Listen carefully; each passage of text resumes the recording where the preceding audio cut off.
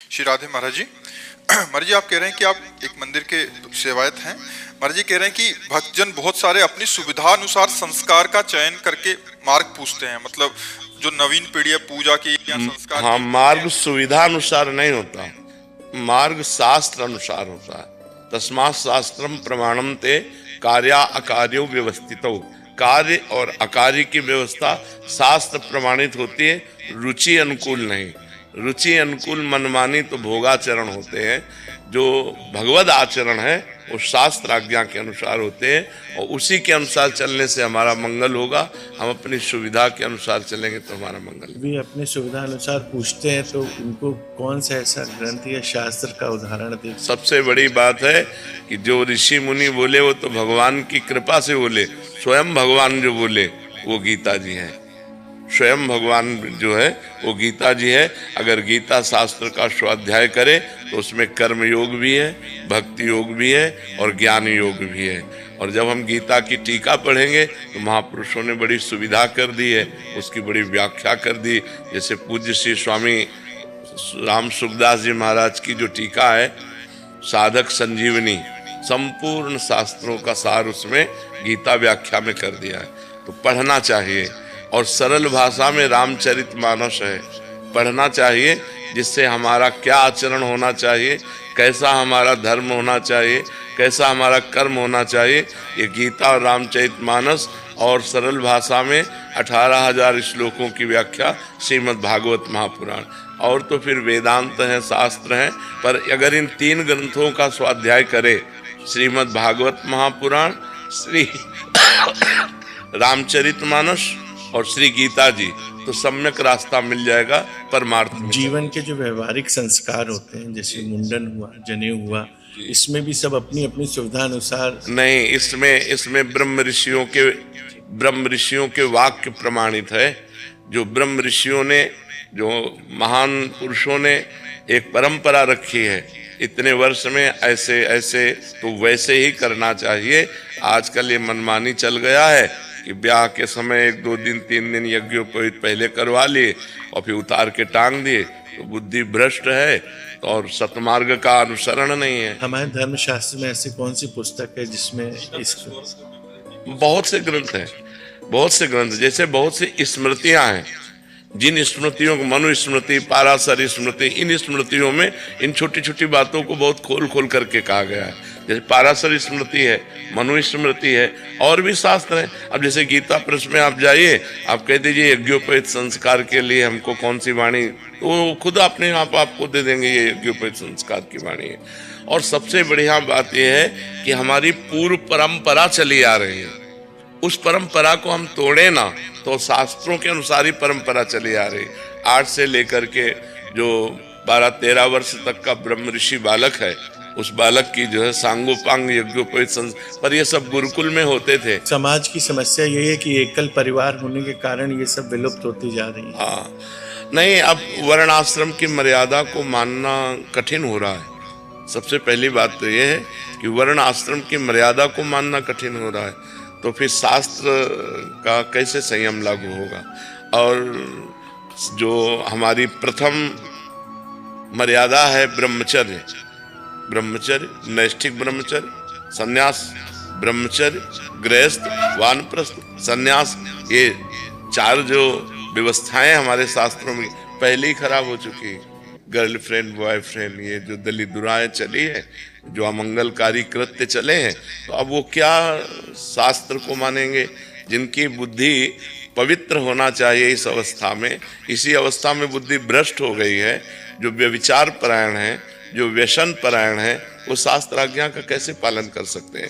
शास्त्र आज्ञा का पालन करने के लिए तो पहला ही सूत्र है कि जन्म से लेकर के जब तक ब्याह ना हो तब तक ब्रह्मचारी रहना चाहिए। सबके लिए है ब्रह्मचर्य आश्रम, सबके लिए है।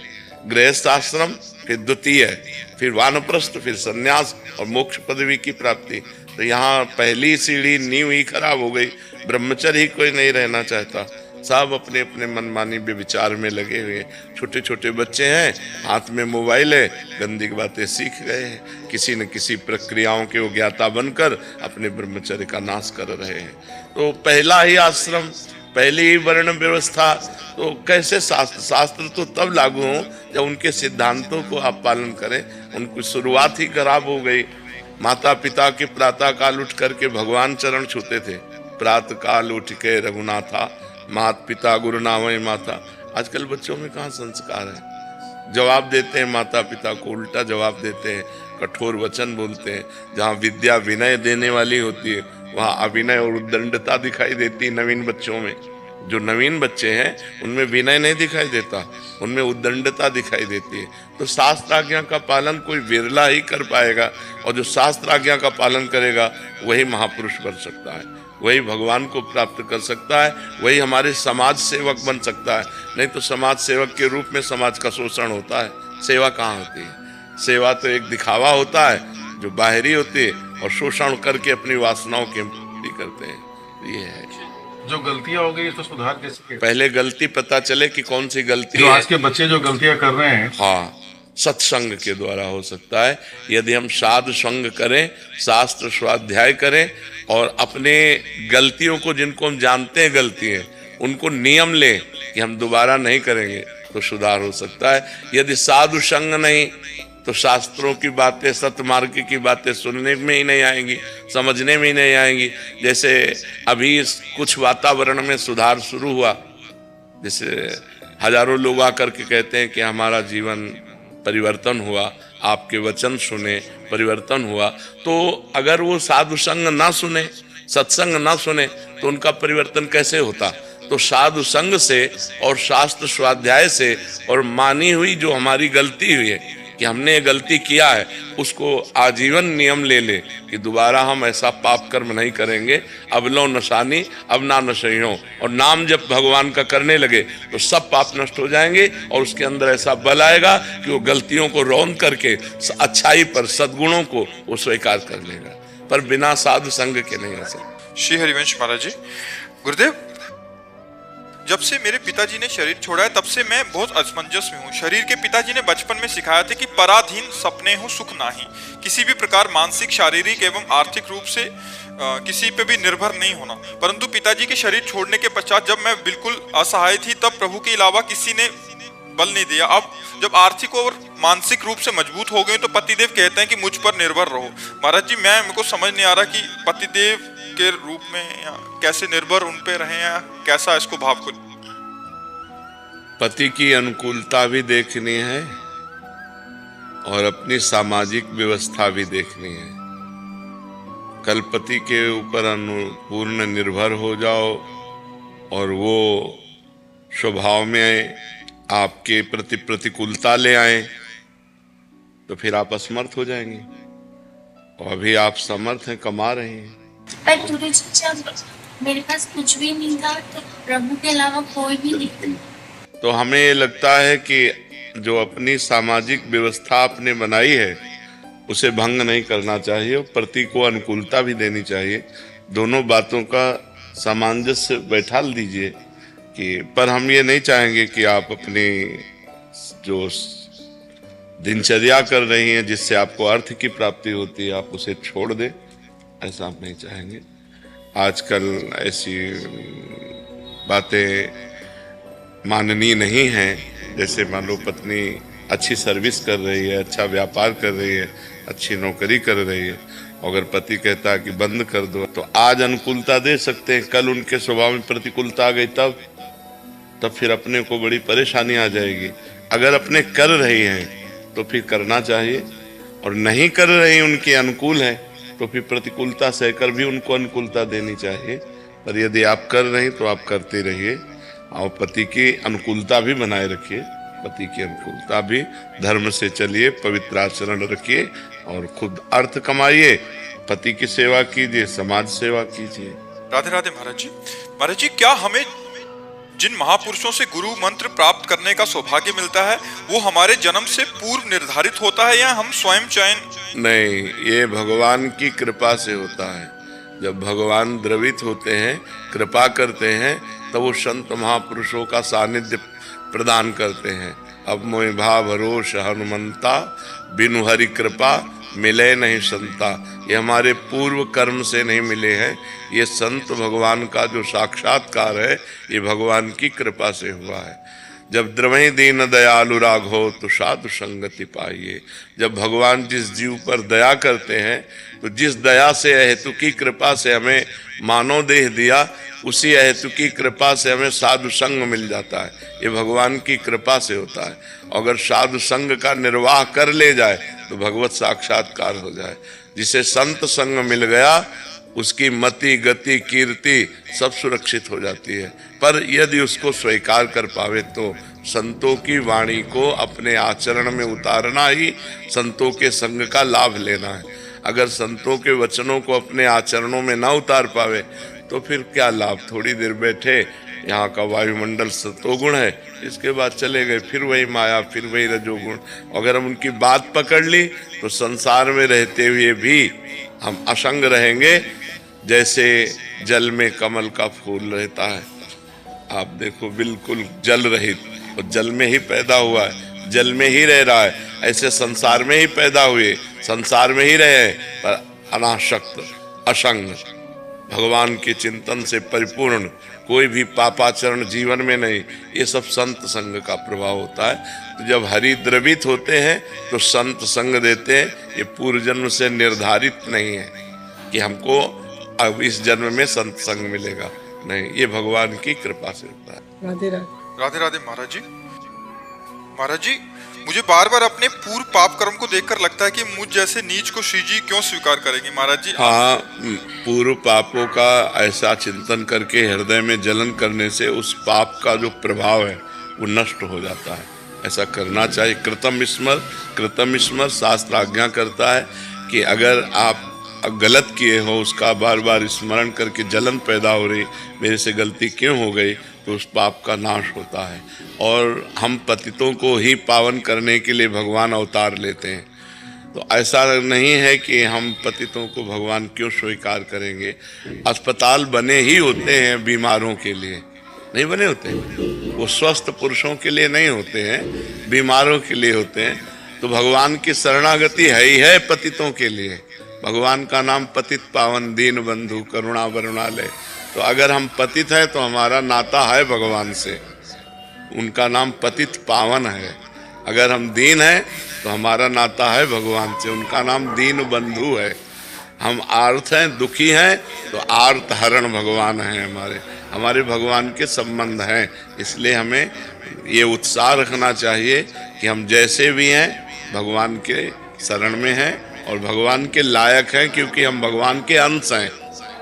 हम चाहे जितना पतित हो जाए लेकिन हम भगवान के लायक हैं। बेटा चाहे जितना बड़ा निकृष्ट आचरण कर बैठे, पर वो कहेगा तो अपने बाप का ही नाम, तो हम हैं तो भगवान के ही, हमारे अंश ही तो भगवान है। ईश्वर अंश जीव अविनाशी, ईश्वर का अंश ही तो जीव है, तो हम भगवान के ही अंश हैं। हमसे गलती हो गई, हमसे पाप हो गए, तो हे भगवान हमें क्षमा करो या दंड दो, मैं आपकी शरण में हूँ।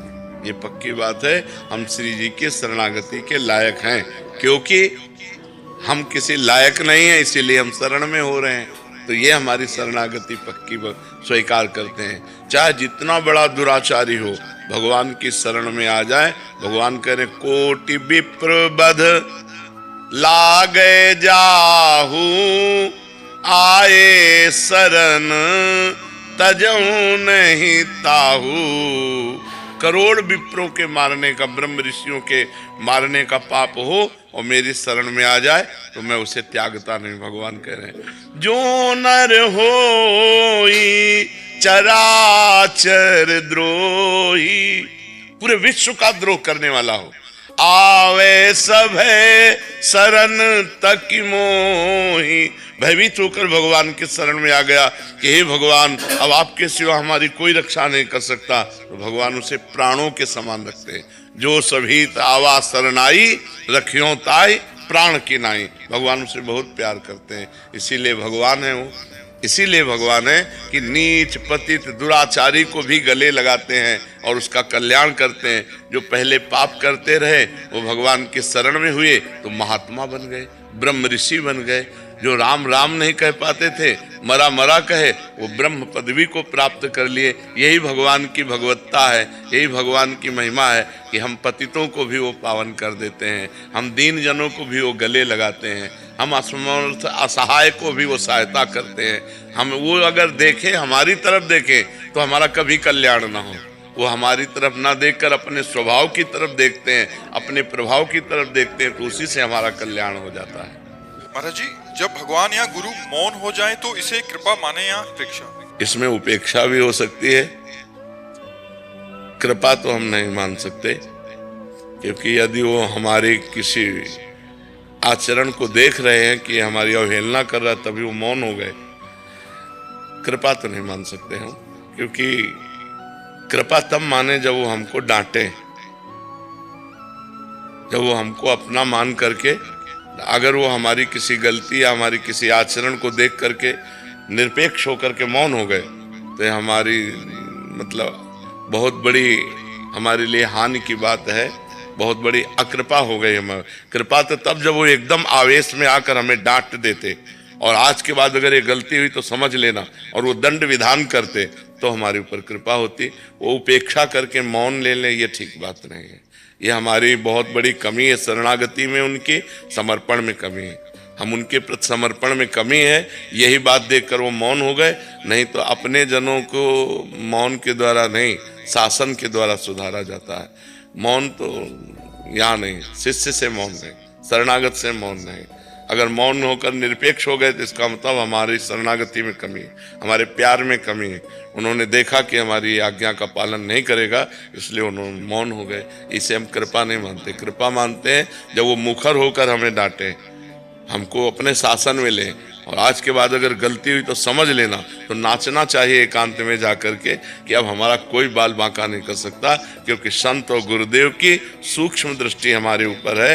अब जिन्होंने हमें डांटा है वही हमें सामर्थ्य देंगे और हम इस गलती से पार हो जाएंगे। तो हमें लगता है मौन होना ठीक नहीं है। हर्षवर्धन त्रिवेदी जी, राजस्थान से। राधे राधे महाराज। राधे राधे महाराज जी। महाराज जी, अपने इष्ट देव से अपने पितरों के मोक्ष के लिए क्या प्रार्थना करनी चाहिए और कैसी प्रार्थना करनी चाहिए? उसे पितरों के कल्याण के लिए इष्ट से प्रार्थना क्या, भगवान ने अनुष्ठान बताए हैं। गया जी जाए, वहाँ भगवान के चरण चिन्ह है, वहाँ पिंड दान करे, श्रीमद् भागवत का साप्ताहिक पारायण करके अपने पितरों के कल्याण के लिए करे। भगवान ने विधान बनाए, पितृपक्ष में श्राद्ध करे, गया जी जाए, श्रीमद् भागवत का अनुष्ठान करे, या भगवान नाम जप करके अपने पितरों को दान करे, या पितरों के निमित्त भंडारा करवावे, संत महात्माओं को भोजन पवाए, गौ सेवा करावे, ये सब सुकृत अपने पितरों को दे, उससे पितरों का कल्याण हो जाता है। ठीक है।